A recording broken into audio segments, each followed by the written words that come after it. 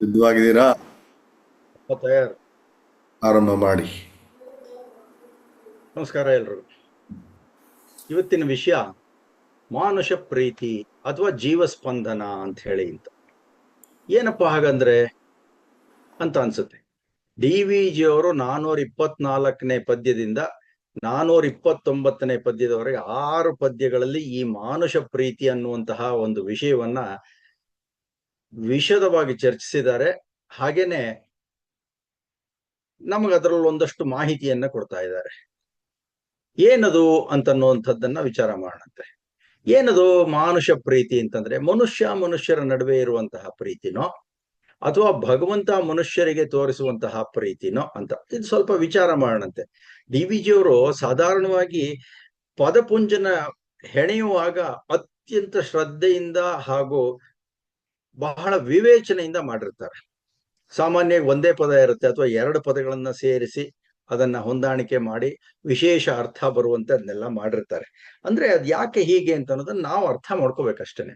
ಮಾನುಷ ಪ್ರೀತಿ ಅಂತ ಹೇಳಿ 425ನೇ ಪದ್ಯದಲ್ಲಿ ಹೇಳ್ತಾರೆ, ಹರಿಗೆ ನಿನ್ನ ಅನುರಾಗವೆಲ್ಲವನು ಸಲ್ಲಿಸನೆ ಮರುನುಡಿಯ ನುಡಿವನೇನ್ ಒಡಲ ತೋರದನು, ಪರಿತಪಿಸುವುದು ಜೀವ ಜೀವ ರಸವನೆಳಸಿ ನರಧರ್ಮ ಸೂಕ್ಷ್ಮವಿದು ಮಂಕುತಿಮ್ಮ ಅಂತಾರೆ. ಇದೊಂಥರ ನರ ಸೂಕ್ಷ್ಮ ಧರ್ಮ ಅಂತ ಹೇಳಿ ನೋಡಿ ಎಂತಹ ಪದಪುಂಜ ಅಂತ. ಸೂಕ್ಷ್ಮವನು ಅಷ್ಟೇನೆ, ಮಾನವನಿಗೂ ಅಷ್ಟೇನೆ ಸೂಕ್ಷ್ಮವಾದಂತಹ ಧರ್ಮ ಇದು. ಸ್ವಲ್ಪ ಒಳಕ್ಕೆ ಇಳಿದು ನೋಡ್ಬೇಕು ಅಂತ. ಅದಕ್ಕೆ ಇದನ್ನ ತಿಳ್ಕೊಬೇಕಾಯ್ತು ಅಂತಂದ್ರೆ ಈ ಮಾನುಷ ಪ್ರೀತಿ ಅಂತ ಅನ್ನೋದನ್ನ ಇನ್ನೊಂದು ಕಗ್ಗದ ಮೂಲಕ ಹೇಳ್ಕೊಂಡ್ಬಿಡ್ತು ಅಂತಂದ್ರೆ ಒಂದು ಸ್ವಲ್ಪ ಹತ್ತಿರಕ್ಕೆ ಬರ್ತೀವೇನೋ ಅಂತ ಹೇಳಿ ಅಂತ ಅನ್ಸುತ್ತೆ. 424ನೇ ಪದ್ಯದಲ್ಲಿ ಬರೀತಾರೆ, ಕಾರಿರುಳ ಆಗಸದಿ ತಾರೆ ನೂರಿದ್ದೇನು, ದಾರಿಗನ ಕಣ್ಗೆ ಬೇಕೊಂದು ಮನೆ ಬೆಳಕು, ದೂರದ ದೈವವಂತೆ ಇರಲಿ ಮಾನುಷ ಸಕನ, ಕೋರುವುದು ಬಡ ಜೀವ ಮಂಕುತಿಮ್ಮ. ಹೇಗೆ ಒಳಗೆ ಹೊರಗೆ ಹೋಗ್ಬಿಟ್ಟು ಒಂದು ಅತ್ಯಂತ ಸಮರ್ಪಕವಾದ ಒಂದು ಚೌಕಟ್ಟಿನಲ್ಲಿ ಒಂದು ಚಿತ್ರಣವನ್ನ ಕೊಡ್ತಾರೆ ಅಂತ ಅಂದ್ರೆ ನಿಜವಾಗ್ಲೂ ನಾವು ಅವ್ರಿಗೆ ನಮೋ ನಮಃ ಅಂತ ಹೇಳಿ ಅಂತ ಅನ್ಬೇಕಾಗತ್ತೆ. ಒಂದು ವಿಷಯವನ್ನ ಮನದಟ್ಟು ಮಾಡ್ತಾ ಇದ್ದಾರೆ. ಮಾನವ ಅಂದ್ರೆ ಜೀವಾತ್ಮ ಅದೆಷ್ಟೋ ಜನ್ಮಗಳನ್ನ ಪುನರಪಿ ಜನನಂ ಪುನರಪಿ ಮರಣಂ ಅಂತ ಹೇಳಿ ಅಂತ ಜನ್ಮವನ್ನ ಎತ್ತು ಬರ್ತಾನೆ ಅಂತ ಹೇಳಿ ಅಂತ ಇದೆ. ನಮ್ಮ ಭಾರತೀಯ ಪರಂಪರೆಯಲ್ಲಿ ವೇದದಲ್ಲೂ ಅದೇ ಇದೆ. ಸ್ವಧಾಮನು ಪುನರ್ಗರ್ಭತ್ವ ಏರಿರೆ ಅಂತ ಹೇಳಿ ಅಂತ ಒಂದು ವೇದ ಮಂತ್ರ. ಅದಹ ಸ್ವಧಾಮನು ಪುನಃ ಗರ್ಭತ್ವಂ ಏರಿರೆ, ಮತ್ತೆ ಮತ್ತೆ ಜನಿಸಿ ಬರ್ತಾನೆ ಅಂತ. ಇನ್ನೂ ಒಂದು ಸದ್ರುಚಿ ವಿಶೂಚಿ ಅಂತ ಹೇಳಿ ಅಂತ ಅಂದ್ರೆ ಅಡ್ಡಡ್ಡ ನಡೆಯುವಂತಹ, ಉದ್ದುದ್ದ ನಡೆಯುವಂತಹ, ಅಂದ್ರೆ ಆ ಥರದ ದೇಹಗಳನ್ನ ಪಡಿತಾನೆ ಅಂತ ಹೇಳಿ ಅಂತ. ಹೀಗೆ ಬೇಕಾದಷ್ಟು ವೇದ ಮಂತ್ರಗಳೆಲ್ಲ ಇದೆ. ಅಂದ್ರೆ ಪುನರ್ಜನ್ಮವನ್ನು ಪುಷ್ಟೀಕರಿಸುತ್ತೆ ಅಂತ ಹೇಳಿ ಅಂತ. ಬರು ನಂಬಲಿ ಬಿಟ್ಟರು ಬಿಡ್ಲಿ, ಅಲ್ಲ, ಇದು ಒಂದು ವಿಚಾರ, ಒಂದು ಸ್ವಸ್ಥ ಸಮಾಜಕ್ಕೆ ಬೇಕಾಗುವಂತಹ ಒಂದು ವಿಚಾರ.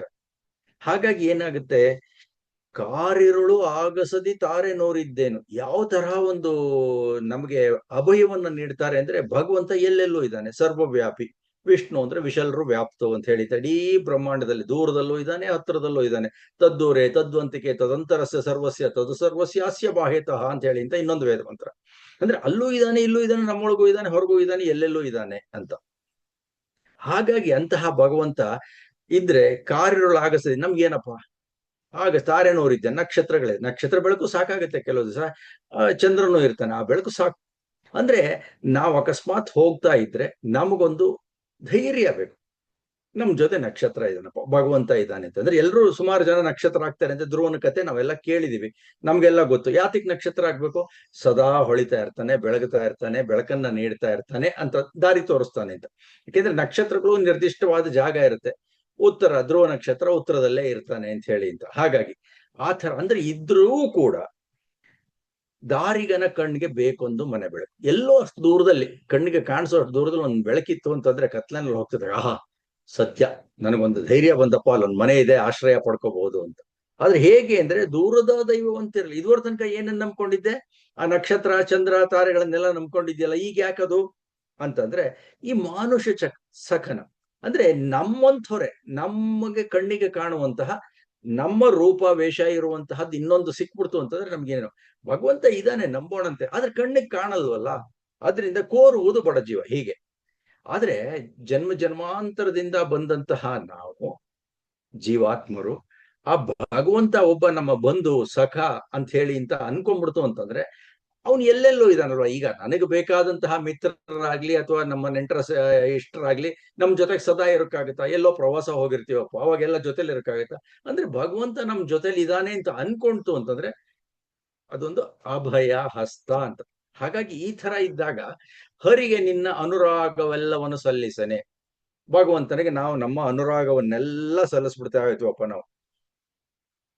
ಆದ್ರೆ ಮರು ನುಡಿಯವನೇನ್ ಒಡಲ ತೋರೋದನು. ಅವನೇನಾದ್ರೂ ಮತ್ತೇನಾದ್ರೂ ಒಂದು ಸಂದೇಶ ಕಳಿಸ್ತಾನ, ಅಥವಾ ನಾವು ಕೇಳಿದ್ದನ್ನೆಲ್ಲ ಕೊಡ್ತಾನ, ಅಥವಾ ಏನಾದ್ರೂ ಮಾತಾಡ್ತಾನ? ಕಾಣಿಸ್ಕೊಳ್ಳೋದು ಇಲ್ವಲ್ಲ. ಪರಿತಪಿಸುವುದು ಜೀವ ಸರಸವನೆಳಸಿ ನರಧರ್ಮ ಸೂಕ್ಷ್ಮವಿದು ಅಂತ ಹೇಳ್ತಾರೆ. ಇದು ಹೇಗಿದೆ ಅಂತಂದ್ರೆ, ನಮ್ಮ ಜೊತೆಗೆ ಮಾನವ ಸಂಘಜೀವಿ, ಒಬ್ಬೊಬ್ನೇ ಇರೋದಕ್ಕೆ ಸಾಧ್ಯವೇ ಇಲ್ಲ. ಹಾಗಾಯ್ತು ಅಂತಂದ್ರೆ ನಾವು ನಮ್ಮ ಭಕ್ತಿ ಪ್ರೀತಿ ಎಲ್ಲವನ್ನೂ ಭಗವಂತನಿಗೆ ಸಲ್ಲಿಸ್ತೀವಿ. ಆದ್ರೆ ಪ್ರತಿಸ್ಪಂದನ ನಮ್ಗೆ ಗೊತ್ತಾಗಲ್ಲ. ಒಂದು ರೂಪದಲ್ಲಿ ಪ್ರತಿಸ್ಪಂದನೆ ಇದ್ದೇ ಇರುತ್ತೆ, ನಾವು ಅದನ್ನ ಗಮನಿಸ್ಬೇಕು. ಆದ್ರೆ ನಾವು ಯಾವ್ದಕ್ಕೆ ಪರಿತಪಿಸ್ತೀವಿ ಅಂದ್ರೆ, ಇನ್ನೊಂದು ಜೀವ ನಮ್ ಜೊತೆಗಿದ್ರೆ ತುಂಬಾ ಚೆನ್ನಾಗಿರುತ್ತಲ್ವಾ ಅಂತ ಹೇಳಿ. ಸಂಘ ಜೀವಿ ಅಲ್ವಾ. ಹಾಗೆ ಯಾವ್ದಾದ್ರು ಒಂದು ಜೀವಾತ್ಮ ಜೊತೆಗಿದ್ರೆ ನಮ್ಗೇನೋ ಒಂಥರ ಸಮಾಧಾನ, ಅಭಯ ಅಂತ ಹೇಳಿ. ನರಧರ್ಮ ಸೂಕ್ಷ್ಮವಿದು ಮಂಕುತಿಮ್ಮ ಅಂತಾರೆ. ಇದೊಂಥರ ಸೂಕ್ಷ್ಮ ಅರ್ಥ ಮಾಡ್ಕೊಳ್ಳೋದು. ಆದ್ರೆ ಇನ್ನೊಂದೆರಡು ಪದ್ಯವನ್ನ ಅದೇ ಮಾನುಷ ಪ್ರೀತಿ ಅನ್ನುವಂತಹ ಶೀರ್ಷಿಕೆ ಅಡಿಯಲ್ಲಿರುವಂತದ್ದನ್ನ ನೋಡ್ಬಿಡ್ತು ಅಂತಂದ್ರೆ, ಯಾತಿಕ್ ಬೇಕು ಈ ಮನುಷ್ಯ ಪ್ರೀತಿ? ಇದರಿಂದ ಏನಾಗತ್ತೆ? ನಮ್ಮ ಜೀವನವೂ ಹಾಗೂ ಜೀವವೂ ಕೂಡ ಎಂತಹ ಒಂದು ಸಂತೋಷ, ಆನಂದ, ತೃಪ್ತಿ, ಸುಖವನ್ನ ಅನುಭವಿಸುತ್ತೆ ಅಂತ ಹೇಳಿದ್ದ. ಕೆಲವರು ಇರ್ತಾರೆ ಈಗಿನ ಕಾಲದಲ್ಲಿ ಸ್ವಲ್ಪ ಹಾಗೇನೆ, ಮದುವೆನೇ ಬೇಡ ಅಂತ ಕೆಲವರು ಅಂತಾರೆ. ಮದುವೆ ಆದ್ರೂ ಕೂಡ ಮಕ್ಕಳು ಬೇಡ ಅಂತಾರೆ. ಆಮೇಲಿಂದ ಕೆಲವ್ರನ್ನ ನಾವು ನೋಡ್ತೀವಿ, ಏನೋ ಅವ್ರನ್ನ ಕುರಿತು ಡಿ.ವಿ.ಜಿ ಬರ್ದಿದಾರೋ ಏನೋ ಅಂತ ಹೇಳಿ ಅಂತ ಅನ್ಸುತ್ತೆ. ಯಾಕೆಂದ್ರೆ ಅವರು ಪ್ರಾಣಿ ಪಕ್ಷಿಗಳ ಜೊತೆ ಅತ್ಯಂತ ಹೆಚ್ಚಿನ ಸಲುಗೆ, ಪ್ರೀತಿ, ವಿಶ್ವಾಸವನ್ನ ತೋರಿಸ್ತಾರೆ. ಅವ್ರಿಗೆ ಇನ್ನೊಬ್ಬ ಮನುಷ್ಯನ ಜೊತೆ ಮಾನುಷ ಪ್ರೀತಿ ಅಂತಿದೆಯಲ್ಲ, ಅದಕ್ಕಿಂತ ಹೆಚ್ಚಾಗಿ ಈ ಪ್ರಾಣಿ ಪಕ್ಷಿಗಳಲ್ಲಿ. ಅಲ್ಲಿ ಮೊದಲನೇದ್ರಲ್ಲಿ ಏನ್ ಹೇಳಿದ್ರು ಅಂತಂದ್ರೆ, ಮರು ನುಡಿಯವನೇ ಏನ್ ಒಡಲ ತೋರೋದನು ಅಂತ ಭಗವಂತನ ಜೊತೆ ಹೇಳಿದ್ರು. ಇಲ್ಲೂ ಪ್ರಾಣಿ ಪಕ್ಷಿಗಳು ನಮ್ ಕಣ್ಣಿಗೇನೋ ಕಾಣುತ್ತೆ, ಅಲ್ಲಿ ಕಣ್ಣಿಗೆ ಕಾಣಲ್ಲ ಭಗವಂತ. ಆದ್ರೆ ಇದು ಮಾತಾಡತ್ತೆ, ಏನೋ ಕೊಯ್ ಕೊಯ್ ಅನ್ನತ್ತೆ, ಬೋ ಅನ್ನತ್ತೆ, ಅಥವಾ ಇನ್ನೇನೋ ಶಬ್ದ ಮಾಡುತ್ತೆ. ಅದರಿಂದ ಇವನು ಅರ್ಥ ಮಾಡ್ಕೋತಾನೆ, ಓಹೋ ಇದಕ್ಕೆ ಊಟ ಬೇಕಾಗಿದೆ, ಇದಕ್ಕೆ ಹೊರಗೆ ಹೋಗ್ಬೇಕಾಗಿದೆ, ಹೀಗೆಲ್ಲ ಅರ್ಥ ಮಾಡ್ಕೋತಾನೆ. ಅಂದ್ರೆ ಮನುಜ ರೂಪದಿನ ಆದರವನ್ನು ಪಡೆಯದ ಹೃದಯ ಅನುರಾಗವನ್ನು ಬಿಡಾಲಕೋ ಶುಕಕೋ ಕಪಿಗೋ ಶುನಕಕೋ ಸುರಿದದರ ಮಾರ್ದನಿಯ ನಾಲಿಪುದು ತಣಿವು ಜೀವಸ್ವರದೆ ಮಂಕುತಿಮ್ಮ ಅಂತಾರೆ. ಅಂದ್ರೆ ಈ ಮಾನುಷ ರೂಪದಲ್ಲಿ, ಆ ಮನುಷ್ಯನ ರೂಪದಲ್ಲಿ ಆದರವನ್ನ ಪಡೆಯಲಾರದಂತಹ ಒಂದು ಜೀವ ಇರುತ್ತಲ್ಲ, ಅದೇನ್ ಮಾಡುತ್ತೆ ಅಂತ ಅಂದ್ರೆ, ಅನುರಾಗವನ್ನು ಬಿಡಾಲಕೋ ಶುಕಕೋ ಕಪಿಗೋ ಶುನಕಕೋ, ಯಾವುದೋ ಒಂದು ಪ್ರಾಣಿಗೋ, ಗಿಳಿಗೋ, ಯಾವುದೋ ಪಕ್ಷಿಗೋ, ನಾಯಿಗೋ, ಬೆಕ್ಕುಗೋ, ಯಾವುದಕ್ಕೋ ಸುರಿದದರ ಮಾರ್ದನಿಯ ನಾಲಿಪುದು. ಎಷ್ಟು ಚೆನ್ನಾಗಿರುತ್ತೆ ಅಂತಂದ್ರೆ ಅದ್ರ ಜೊತೆ ಒಡನಾಟ ಅವ್ರಿಗೆ ಅತ್ಯಂತ ಆಪ್ಯಾಯಮಾನವಾಗಿರುತ್ತೆ. ತಣಿವು ಜೀವಸ್ವರದೆ, ಅದೇನೋ ಒಂದು ಶಬ್ದ ಮಾಡ್ಬಿಡ್ತು, ಅಥವಾ ಏನೋ ಬಾಲಾಳ್ಳೆ ಆಡಿಸ್ಬಿಡ್ತು, ಅಥವಾ ಇನ್ನೇನೋ ಮೈನ್ ಹಾಕ್ಬಿಡ್ತು ಅಂತಂದ್ರೆ ಇವ್ರಿಗೆ ಮಹದಾನಂದ ಆಗ್ಬಿಡುತ್ತೆ. ಇದನ್ನ ಯಾವ ರೀತಿನಲ್ಲಿ ವರ್ಣಿಸೋದು ಅಥವಾ ಹೇಗೆ ಅರ್ಥ ಮಾಡ್ಕೊಳ್ಳೋದು ಅಂತ ಹೇಳಿ ಅಂತ ಅಂದ್ರೆ, ಈ ಭಗವಂತನು ಹಾಗೇನೆ. ಇನ್ನೊಂದ್ ಕಡೆ ಡಿ.ವಿ.ಜಿ ಹೇಳ್ತಾರೆ, ಎಲ್ಲಿಯದಕೋ ಹೆಣೆಯುವನು ಒಳ್ಳೆಯ ಉಪಕಾರಿ ವಿಧಿ ಮಂಕುತಿಮ್ಮ ಅಂತ ಹೇಳಿ ಅಂತ. ಯಾವುದನ್ನೋ ಎಲ್ಲಿಗೋ ತಂದು ಹೆಣದ್ ಹಾಕ್ಬಿಡ್ತಾನೆ, ಯಾರನ್ನೋ ಗಂಟೆ ಹಾಕ್ಬಿಡ್ತಾನೆ, ಯಾವ ತರದಲ್ಲೋ ಆಗೋಗುತ್ತೆ, ಒಟ್ಟಿನಲ್ಲಿ ಅದೇನೋ ಒಂದು ಜೀವನ ಸಾಗುತ್ತೆ ಅಂತ ಹೇಳಿ ಅಂತ. ಆದ್ರೆ ಡಿ.ವಿ.ಜಿ ಅವರು ಮುಂದುವರೆದು ಹೇಳ್ತಾರೆ, ಈ ನಮ್ಮ ಸಂಸಾರದಲ್ಲಿ, ಈ ಒಂದು ಜಗತ್ತಿನಲ್ಲಿ ಮಾನವ ಹೇಗೆ ಯಾವ ತರ ಪ್ರೀತಿಗೆ ಒದ್ದಾಡ್ತಾನೆ ಅಂತ, ಪ್ರೀತಿಯ ಹುಚ್ಚು ಚಟ ಅಂತ ಹೇಳಿ ಅಂತ ಹೇಳ್ತಾರೆ. ಯಾಕೆ ಹಾಗಂತಹ ಪದಗಳನ್ನೆಲ್ಲ ಬಳಸ್ತಾರೋ ಒಂದೊಂದ್ಸಲ ನಿಜವಾಗ್ಲೂ ಅನ್ಸುತ್ತೆ. ಯಾಕೆ ಅಂದ್ರೆ ನಮಗೆ ಅರ್ಥವಾಗ್ಲಿ, ಈ ವಿಷಯ ಮನದಟ್ಟಾಗ್ಲಿ ಅಂತ. ಈಗ ಒಂದು ಸಂಸಾರದಲ್ಲಿ ನಾವು ಇರ್ತೀವೋ, ನಾವು ಬೆಳೆದಂತೆಲ್ಲ ಮಗ ಆಗಿದ್ದವನೋ ಅಥವಾ ಮಗಳಾಗಿದ್ದವಳು ಮದುವೆ ಆಗುತ್ತೆ, ಗಂಡ ಆಗ್ತೀವಿ ಅಥವಾ ಹೆಂಡತಿ ಅಂತ ಆಗ್ತೀವಿ, ಆಮೇಲೆ ಮಕ್ಕಳಾಗತ್ತೆ, ಅಪ್ಪ ಆಗ್ತೀವಿ, ಚಿಕ್ಕಪ್ಪ, ಮಾವ, ದೊಡ್ಡಪ್ಪ, ಅಜ್ಜ, ಅಜ್ಜಿ, ಹೀಗೆ ಒಟ್ಟಿನಲ್ಲಿ ಬೆಳವಣಿಗೆಯ ವಿವಿಧ ಹಂತಗಳಲ್ಲಿ ಒಬ್ಬನೇ ಮನುಷ್ಯ ವಿವಿಧ ರೂಪಗಳನ್ನ ಅಂತಂದ್ರೆ ಹೇಳಿ ಅಂತ, ಅಂದ್ರೆ ವಿವಿಧ ಹೆಸರುಗಳಿಂದ ಕರೆಸ್ಕೋತಾನ ಅವನು. ಅಂದ್ರೆ ಆ ಪದವಿಗಳನ್ನೆಲ್ಲ ಅತ್ಯಂತ ಸಮರ್ಥವಾಗಿ ನಿರ್ವಹಿಸ್ತಾನೆ. ಅವಾಗ ಏನಾಗ್ಬೇಕು ಅಂದ್ರೆ, ಮಾತೆ ಒಲು, ಪಿತನ ಒಲು, ಪತಿಯ ಒಲು, ಸತಿಯ ಒಲು, ಭ್ರಾತ ಸಕರ ಒಲು, ಪಾತ್ರವೊಂದಕ್ಕೆ ತಾಂ ಕಾತರಿಸುತ್ತಿಹುದು ತನ್ನೆಲ್ಲವನ್ನು ಮುಡುಕುಗೊಡೆ ಪ್ರೀತಿಯ ಹುಚ್ಚು ಚಟ ಮಂಕುತಿಮ್ಮ ಅಂತ ಅಂತಾರೆ. ಯಾತಿಗಾಗಿ ಹೀಗೆ ಎಲ್ಲದನ್ನು ಚಿಕ್ಕಪ್ಪ ಆಗ್ತೀವಿ, ದೊಡ್ಡಪ್ಪ ಆಗ್ತೀವಿ, ಅಣ್ಣ, ತಮ್ಮ, ಗಂಡ, ಹೆಂಡತಿ ಅಂತ ಎಲ್ಲಾ ಪದಗಳನ್ನು ಹೇಳಿದ್ದಾರೆ ನೋಡಿ. ಮಾತೆ ಒಲು, ಪಿತನ ಒಲು, ಪತಿಯ ಒಲು, ಸತಿಯ ಒಲು, ಅಂದ್ರೆ ಆ ಪಾತ್ರಗಳನ್ನ ನಾವು ನಿರ್ವಹಿಸ್ತೀವಿ ಅಂತ. ಯಾತಿಗೆ? ಕಾತರಿಸುತ್ತಿಹುದು ತನ್ನೆಲ್ಲವನ್ನು ಮುಡುಪುಗೊಡೆ. ಎಲ್ಲ ಮುಡುಪಾಗಿಡ್ತೀವಿ. ಯಾರಿಗೆ? ನಮ್ಮ ಮಕ್ಕಳಿಗೆ, ಚಿಕ್ಕಪ್ಪಂಗೆ, ದೊಡ್ಡಪ್ಪಂಗೆ.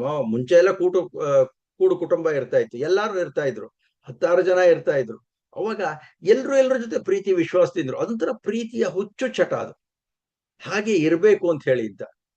ಪಿಡಿಯಲ್ ಅಲೆದಾಡುಗಂ ಪ್ರೀತಿ ಋಣ ಮಮತೆಗಳ ಮಡುವಳು ಓಲಾಡುತ್ತೆ ಮಂಕುತಿಮ್ಮ ಅಂತ ಇನ್ನೊಂದ್ ಕಡೆ ಹೇಳ್ತಾರೆ. ಅಂದ್ರೆ ಈ ಪ್ರೀತಿ ಋಣ ಮಮತೆಗಳು ನಮ್ಮ ಮಾನವ ಜೀವನಕ್ಕೆ ಬೇಕು ಅದು ಅಂತ ಹೇಳಿ ಅಂತ. ಆತರ ಪ್ರೀತಿ ಸುಖ ಸತ್ಯ ದರ್ಶನಗಳ ಹುಟ್ಟು ಆ ತೆರೆದ ಯೋಗದಿನೇ. ಈಗ ಕಪ್ಪೆ ಚಿಪ್ಪೊಳಗ ಮುತ್ತು ಹೇಗಾಗತ್ತೆ ಅಂದ್ರೆ, ಸ್ವಾತಿ ಮಳೆ ಬಂದಾಗ ಏನೋ ಈ ಕಪ್ಪೆ ಚಿಪ್ಪು ಬಾಯ್ ತೆಕ್ಕೊಂಡಿರುತ್ತಂತೆ, ಆ ಮಳೆ ಹನಿ ಅದ್ರೊಳಗೆ ಬೀಳುತ್ತಂತೆ, ಬಿದ್ದಾಗ ಅದು ಮುತ್ತಾಗತ್ತಂತೆ. ಏನೋ ಒಂಥರ ಯೋಗ ಅಂತ. ಈ ತರಹದ ಯೋಗದಿದೆ. ಅಂದ್ರೆ ಪ್ರೀತಿಯಿಂದನೂ ನೀತಿಯಲ್ಲಿ ಶಿಕ್ಷಿಸುವುದು ಆತ್ಮದ ನೆಮ್ಮದಿಗೆ. ಆತ್ಮದ ನೆಮ್ಮದಿಗೆ ಪ್ರೀತಿಯಿಂದ ಶಿಕ್ಷೆ ಮಾಡೋದು, ಅದು ಒಂದು ಬೇಕು ಅಂತ ಹೇಳಿದೆ. ಈಗ ವಿವಿಧ ರೀತಿಯಲ್ಲಿ ಇದೊಂಥರ ಆತ್ಮಚಿಕಿತ್ಸೆ ಅಂತ ಅನ್ನೋದನ್ನ ಹೇಳ್ತಾರೆ. ಹಾಗೇನೆ. ಆದ್ರೆ ಪ್ರೇಮ, ಈ ಪ್ರೀತಿ ಅನ್ನೋದು ಜಾಸ್ತಿ ಆಗ್ಬಿಟ್ರೆ ಏನು ಅಂತ ಒಂದು ಎಚ್ಚರಿಕೆ ಕೂಡ ಕೊಡ್ತಾರೆ. ಯಾವ ತರ ಎಚ್ಚರಿಕೆ ಕೊಡ್ತಾರೆ ಅಂದ್ರೆ, ಪ್ರೇಮ ಕನಲೆ ಪಿಶಾಚಿ, ತೃಪ್ತಿ ಆಂತರೆ ಲಕ್ಷ್ಮಿ, ಭ್ರಾಮಿಪುದದು ಪ್ರೀತಿ ಪ್ರೇಮ ಯಾಚನೆಯೋಳ್, ಮಾಮಕವಿದೆಂದಾವುದಕ್ಕೋ ತಾನೇ ಬಲಿ ಹೋಗಿ ಶಾಮನವನೊಂದುವುದು ಮಂಕುತಿಮ್ಮ ಅಂತಂತಾರೆ. ಅಂದ್ರೆ ಈ ಪ್ರೀತಿಗೆ ಒಂದು ಪ್ರತಿಸ್ಪಂದನ ದೊರೆಯಬೇಕು. ಇಲ್ಲದೆ ಇದ್ರೆ ಗೊತ್ತಿಲ್ಲ. ಅವಾಗ ಮೊದಲನೇ ಕಗ್ಗದಲ್ಲಿ ಹೇಳಿದ್ರು, ಜೀವಾತ್ಮ ಪರಮಾತ್ಮನ ಜೊತೆಗೆ ಪ್ರತಿಸ್ಪಂದನೆಯನ್ನು ಬಯಸ್ತಾನೆ ಅಂತ ಹೇಳಿ. ಅದೊಂಥರ ಅಭಯ ಹಸ್ತ ಅದು ನಮ್ಮ ಮಾನವ ಜೀವನಕ್ಕೆ. ಏನಾಗಿರಲಿಲ್ಲ, ದೇವ್ರು ದೊಡ್ಡವನಪ್ಪ, ದೇವ್ರು ಕಾಪಾಡ್ತಾನೆ, ನನ್ನ ಕೆಲಸ ಎಲ್ಲ ಮಾಡಿದೀನಿ, ದೇವ್ರ ಮೇಲೆ ಭಾರ ಹಾಕಿ ನಾನು ಆರಾಮಾಗಿ ಕೂತಿದ್ದೀನಿ ಅಂತ ಹೇಳಿ. ಅಂದ್ರೆ ಕೆಲಸವನ್ನೆಲ್ಲ ಮಾಡಿದ ಮೇಲೆ. ಹಾಗೇನೆ ಇದೊಂಥರ ಪ್ರತಿಸ್ಪಂದನ ಇರ್ಬೇಕು. ಆ ಪ್ರೀತಿ ಸಿಕ್ಕಾಗ ಒಂಥರ ಚೆನ್ನಾಗಿರುತ್ತೆ. ಅದು ಸ್ವಲ್ಪ ಜಾಸ್ತಿ ಆದಾಗ ಪಿಶಾಚಿ ತರ ಆಗುತ್ತೆ. ಪ್ರೀತಿ ಸಿಗದೇ ಇದ್ದಾಗ ಎಂತೆಂತಹ ಅನಾಹುತಗಳಾಗುತ್ತೋ ನಿಜವಾಗ್ಲೂ ಗೊತ್ತೇ ಆಗಲ್ಲ. ಅಂದ್ರೆ ಆ ತೃಪ್ತಿ ಸಿಕ್ಕರೆ ಏನಾಗುತ್ತೆ, ಒಂಥರ ಲಕ್ಷ್ಮಿ ಒಲ್ದಂತೆ ಅಂತ ಹೇಳಿ ಅಂತ. ಅವಾಗ ಏನು ಬೇಕಾದ್ರೂ ಆ ಪ್ರೀತಿಗಾಗಿ ಕೊಡಲು ಸಿದ್ಧರಿರ್ತಾರೆ. ಇದೆಲ್ಲ ನೋಡಿರ್ತೀರ ನೀವು ಕಥೆಗಳಲ್ಲಿ, ಸಿನಿಮಾಗಳಲ್ಲಿ, ಅದೆಲ್ಲದೂ ನೋಡಿರ್ತೀರ.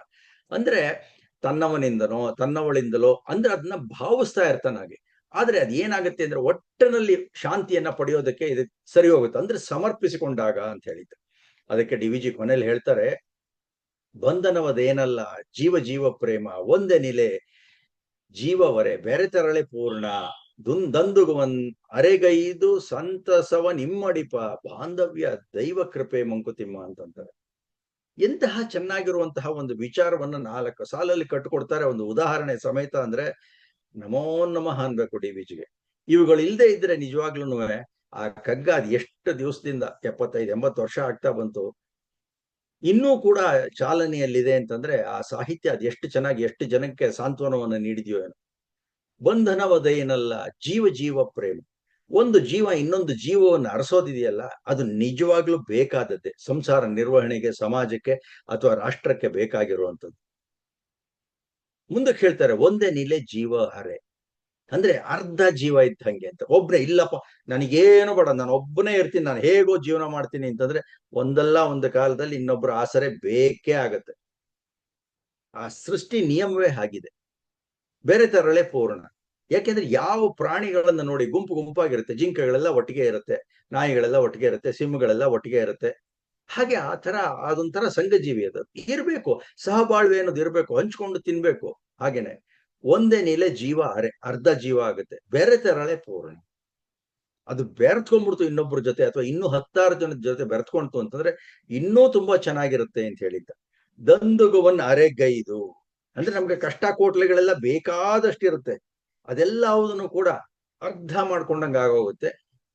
ಹೇಗೆ ಅಂತಂದ್ರೆ ಸಂತಸವ ನಿಮ್ಮಡಿಪ ಅಂತ ಹೇಳಿ ಅಂತ. ಅಂದ್ರೆ ಆ ನನಗೇನು ಕಷ್ಟ ಆಗಿಲ್ಲಪ್ಪ, ಆ ಕಷ್ಟನೆಲ್ಲ ಕಿರಬೆಟ್ಟಲ್ಲಿ ನಾನು ಸಾಧಿಸ್ಬಿಡ್ತೀನಿ ಅಂತ ಹೇಳಿದ್ವಿ. ಎಲ್ರ ಜೊತೆ ಒಟ್ಟಿಗೆ ಇತ್ತು ಅಂತಂದ್ರೆ ಕಷ್ಟವನ್ನ ಹಂಚ್ಕೋತಾರೆ, ಅವಾಗ ಅರ್ಧ ಆದಂಗಾಗತ್ತೆ.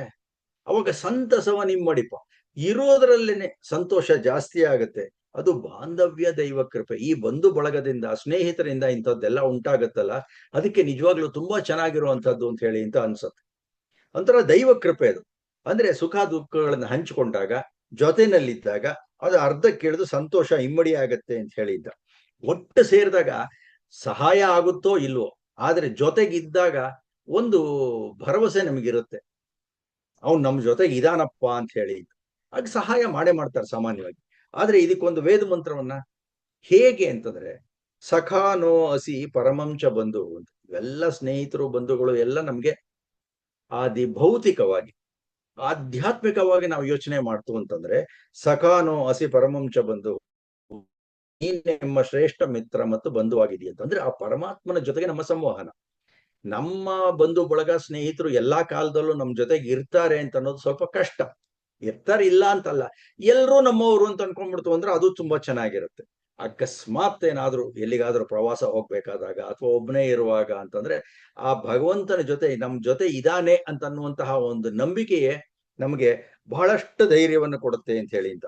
ಯಾಕೆಂದ್ರೆ ಆಗ್ಲೇ ಹೇಳ್ದಂಗೆ ಪುನರ್ಜನ್ಮ ಮತ್ತೆ ಮತ್ತೆ ನಾವು ಬರ್ತಾನೆ ಇರ್ತೀವಿ ಅಂತ ಹೇಳಿ ಅಂತ. ಹಾಗಾಗಿ ಆ ಭಗವತ್ ಶಕ್ತಿ ಎಲ್ಲಾ ಜನ್ಮಗಳಲ್ಲೂ ನಮ್ಗೆ ಮಿತ್ರನಾಗಿ ಸ್ನೇಹಿತೆಯಾಗಿ ಜೊತೆಯಲ್ಲೇ ಇದ್ದಾನೆ ಅಂತ ಅನ್ನುವಂತಹದ್ದು ಒಂದು ಶ್ರೇಷ್ಠವಾದ ನಂಬಿಕೆ.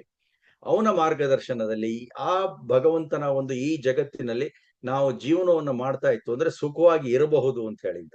ಒಂದೆರಡು ಕಥೆಯನ್ನ ಹೇಳ್ಬಿಡ್ತು ಅಂತಂದ್ರೆ ತುಂಬಾ ಚೆನ್ನಾಗಿ ಅದಕ್ಕೆ ಹೊಂದಿಕೆ ಬರುತ್ತೆ ಅಂತ ಹೇಳಿ ಅಂತ ಅನ್ಸುತ್ತೆ.